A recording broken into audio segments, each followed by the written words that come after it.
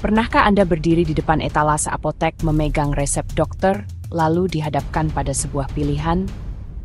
Pilihan antara obat dengan kemasan mentereng dan nama yang sudah akrab di telinga, atau obat dengan kemasan sederhana bertuliskan nama zat aktifnya. Satu lebih mahal, satunya lagi jauh lebih terjangkau.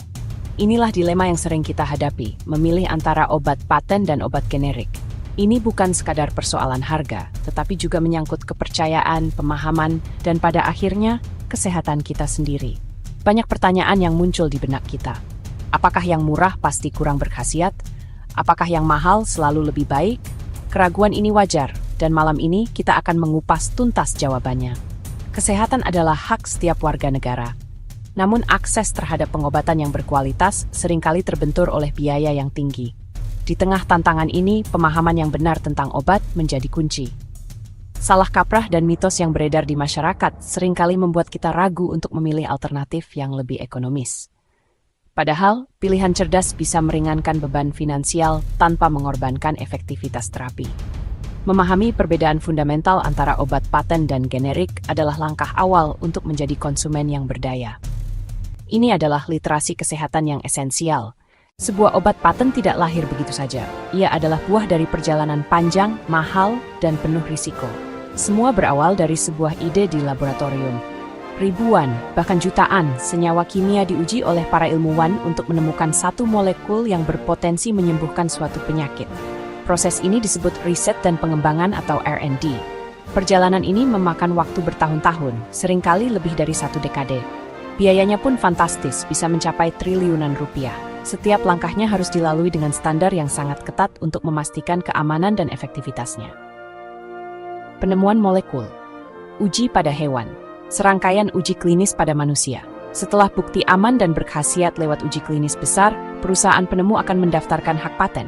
Hak paten adalah hak eksklusif yang diberikan negara, memberi monopoli produksi dan pemasaran selama 20 tahun. Tujuannya, kompensasi atas investasi R&D. Selama masa paten tidak ada perusahaan lain yang boleh memproduksi zat aktif yang sama. Ini menjadi insentif agar industri farmasi terus berinovasi. Obat paten diberi merek yang unik dan mudah diingat. Tujuan pemasaran, mudah dikenali dan diresepkan oleh dokter. Tujuan pemasaran diingat oleh pasien. Lalu, apa yang terjadi ketika masa perlindungan hak paten sebuah obat berakhir? Inilah saatnya obat generik lahir.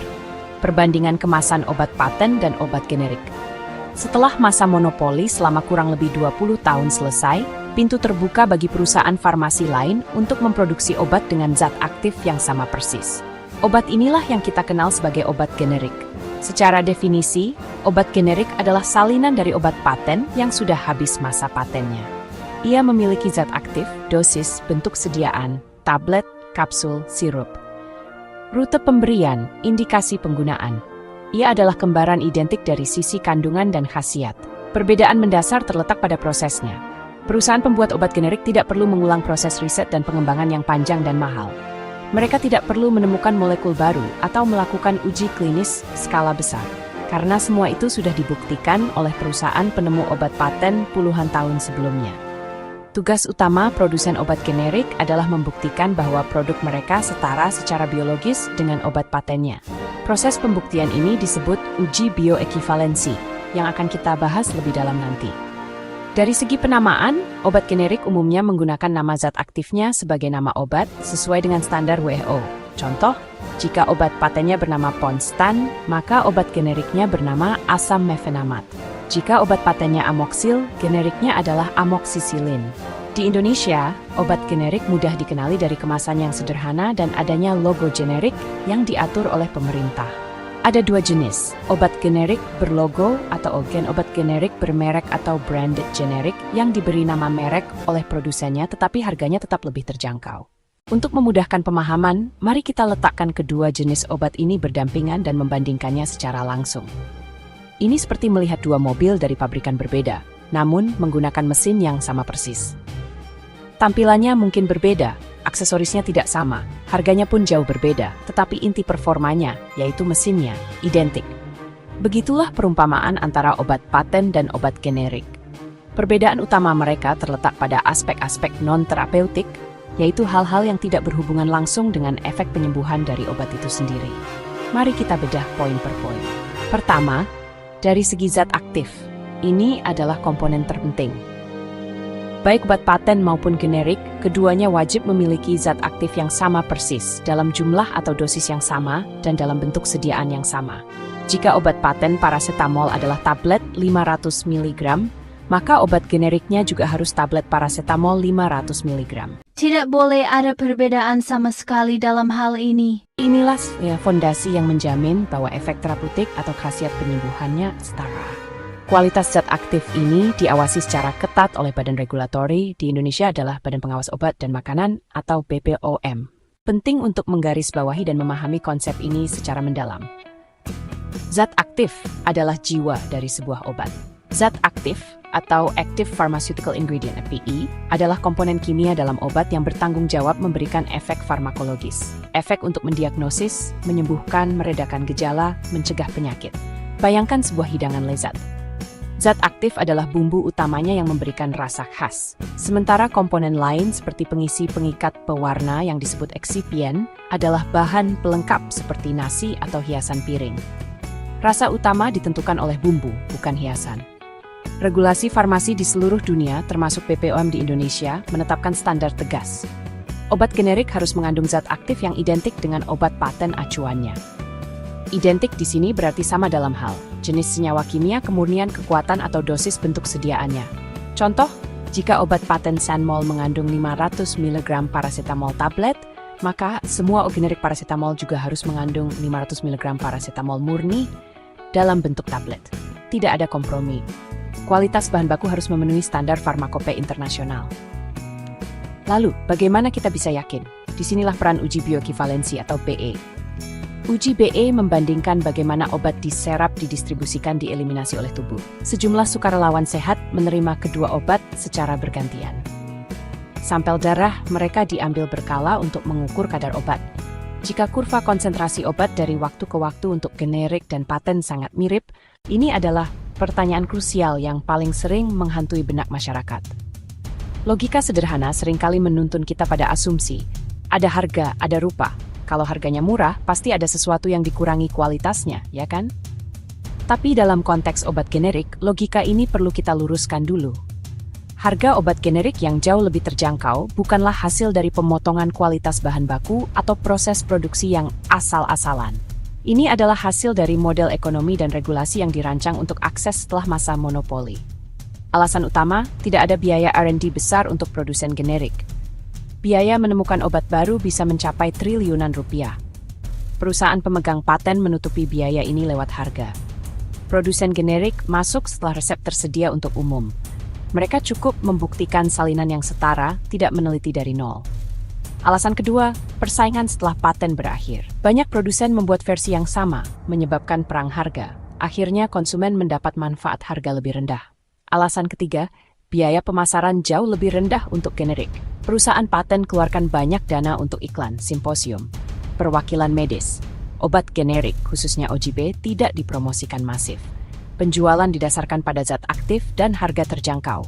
Efisiensi pemasaran turut menekan harga akhir di apotek. Jadi, murahnya obat generik adalah cerminan efisiensi, bukan kompromi kualitas. Di tengah perdebatan antara obat paten dan generik, ada satu lembaga yang perannya sangat vital, yaitu Badan Pengobat dan Makanan, BPOM. BPOM adalah wasit sekaligus penjaga gawang, memastikan setiap obat beredar sudah memenuhi standar kualitas, keamanan, dan efektivitas. Tanpa persetujuan BPOM, tidak ada obat yang boleh dijual secara legal. Kehadiran BPOM memberi jaminan dan rasa aman bagi masyarakat. Pengawasan dimulai jauh sebelum obat sampai apotek. Untuk obat generik mendaftarkan dan menyerahkan dosis, formulasi, spesifikasi bahan baku, proses produksi, metode kualitas, dan data stabilitas obat. Bagian terpenting, laporan uji bioekivalensi atau BE. Tim ahli BPOM mengevaluasi data secara ketat. Mereka memastikan fasilitas produksi memenuhi CPOB. Uji BE jadi sorotan utama. BPOM menetapkan protokol ketat. Uji harus dilakukan di lembaga penelitian terakreditasi dan BPOM meninjau data statistik untuk memastikan profil penyerapan generik sebanding dengan paten. Jika BE memenuhi syarat, BPOM keluarkan nomor izin edar atau NII. NII adalah tiket bagi obat untuk dipasarkan. Pengawasan BPOM tidak berhenti setelah izin edar. BPOM melakukan pengawasan pasca pasar, mengambil sampel berkala dari apotek, rumah sakit, dan distributor untuk diuji kembali di laboratorium guna memastikan kualitas tetap konsisten. Jika produk tidak memenuhi standar, BPOM tarik dari peredaran dan memberi sanksi kepada produsen. Sistem pengawasan berlapis inilah yang menjaga kualitas obat generik di Indonesia. Pengetahuan tentang perbedaan obat paten dan generik memang memberdayakan kita sebagai pasien. Tapi pengetahuan ini tidak menggantikan peran sentral dari tenaga kesehatan profesional, dokter apoteker. Dokter adalah pihak yang melakukan diagnosis, menentukan penyakit apa yang kita derita, dan memilihkan jenis pengobatan yang paling tepat. Keputusan untuk menggunakan zat aktif tertentu, amoksisilin untuk infeksi bakteri, amlodipin untuk hipertensi, adalah wewenang penuh seorang dokter berdasarkan kondisi klinis pasien. Merek obat apa yang akan dipilih, paten atau generik, itu adalah langkah selanjutnya. Setelah dokter menuliskan resep, peran penting selanjutnya ada di tangan apoteker di apotek. Saat menebus resep, jangan ragu untuk berkomunikasi. Tanyakan kepada apoteker tentang obat yang Anda terima. Kalau dokter meresepkan obat paten, Anda berhak bertanya apakah tersedia versi generiknya yang memiliki kandungan sama. Apoteker yang baik pasti akan memberikan penjelasan yang jernih mengenai kesetaraan khasiat antara keduanya, sehingga Anda bisa membuat pilihan yang sesuai dengan kondisi finansial Anda, tanpa mengorbankan kualitas terapi. Komunikasi dua arah antara pasien dokter dan apoteker adalah kunci dari pengobatan yang efektif dan efisien.